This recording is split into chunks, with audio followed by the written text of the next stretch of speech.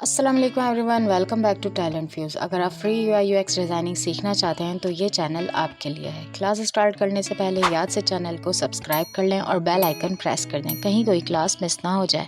आज हम सीखेंगे फिग्मा में इमेजेस किस तरह ऐड की जाती हैं। So let's dive into the Figma. अगर आप अपने फिग्मा की थीम लाइट टू डार्क करना चाहते हैं तो एट द लेफ्ट साइड अपनी आईडी पर क्लिक करेंगे तो यहाँ आपको थीम शो हो रही होगी।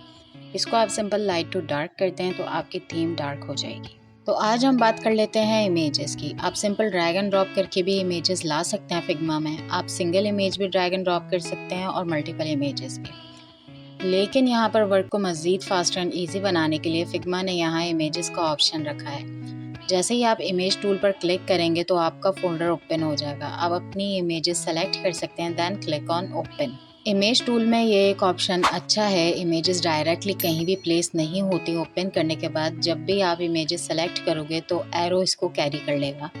इसके साथ देखें 3 लिखा हुआ है, क्योंकि हमने 3 इमेजेस सेलेक्ट की थी। फिर आप अपनी मर्ज़ी से जहाँ जहाँ क्लिक करेंगे तो इमेज 1 बाय 1 ऐड होती जाएगी।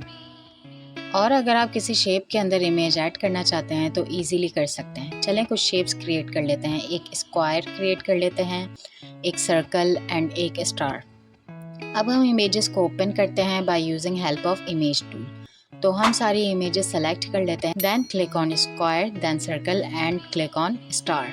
सी कितना इजीली हमने शेप्स के अंदर अपनी इमेजेस को ऐड कर दिया।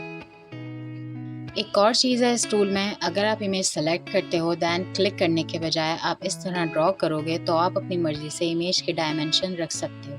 आई होप आपको आज की क्लास समझ आई होगी। तो इंशाल्लाह मिलते हैं नेक्स्ट क्लास में। अपना ख्याल रखिएगा। अल्लाह हाफ़िज़।